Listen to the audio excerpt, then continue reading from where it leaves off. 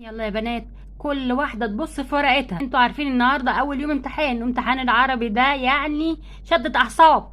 انتوا فاهمين ولا لا؟ هو مش عايزة واحدة تبص في ورقة اللي جنبها خالص. فهمت يا بنتي توهية ولا لا؟ طبعا انتوا اكيد سمعتوا عن تسريب الامتحانات اليومين دول. اوعوا تكونوا منهم، هطلع عينيكم. وعامة كده كده لو واحدة اتقفشت وهي بتسرب الامتحان هتتحرم من الامتحان لمدة سنة كاملة. اعوذ بالله اعوذ بالله يا مستر. لا يا مستر، احنا مش بتوع الحاجات دي خالص. ايوه يا مستر، احنا بنعرف نبص حتى في ورقتنا عشان نبص في ورقة اللي جنبنا. يا بنت بيقولك تسريب، ما انتش فاهمة حاجة يا ليلى طول عمرك. يلا يا بنتي توهية، مش عايز واحدة تبص في ورقة اللي جنبها، ولا تسريب ولا حرف واحد حتى.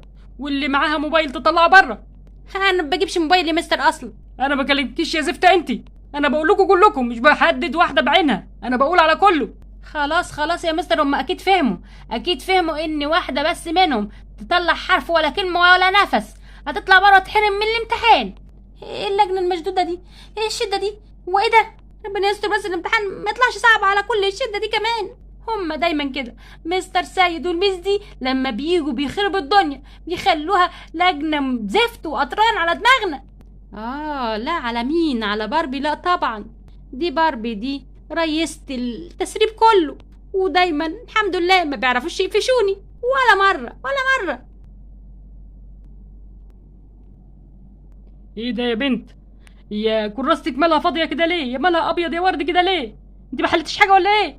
هحل ايه يا مستر؟ ده ما فيش سؤال عارفاه خالص يا مستر. حرام عليك يا مستر، مش كفايه الشده اللي فيها اللجنه وكمان جاي تبص على ورقتي؟ لو سمحتي ميس مستر. ايوه يا بنت، عايزة ايه؟ في ايه يا باربي؟ عايزه ايه؟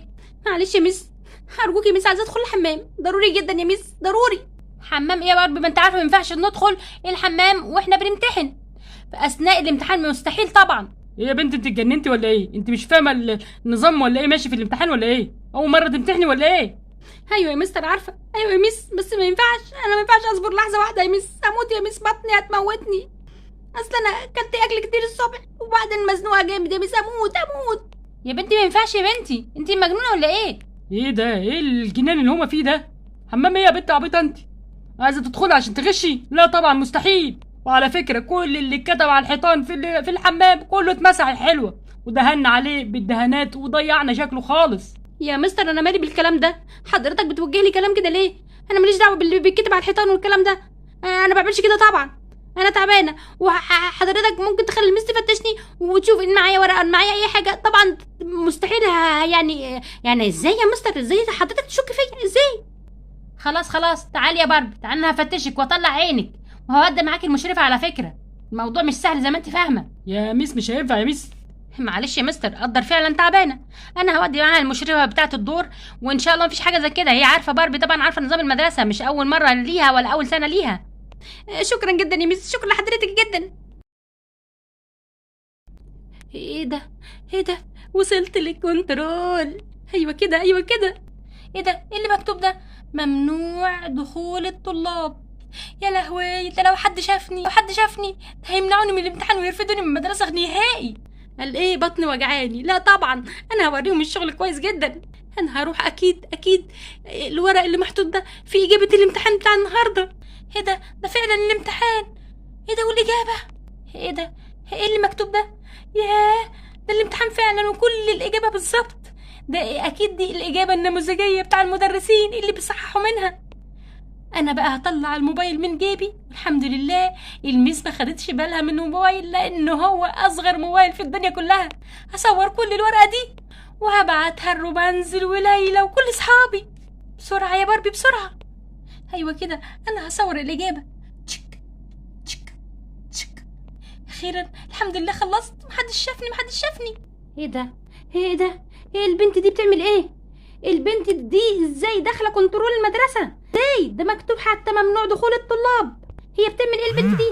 بتصور دي ولا ايه؟ ازاي مفيش مشرفه على الباب؟ ازاي؟ ايه ده؟ ايه الصوت ده؟ ايه الصوت ده؟ انت بتعملي ايه يا بنت هنا؟ بتعملي ايه؟ انا يا ميس ما بعملش حاجه. انت بتهتهي كده ليه؟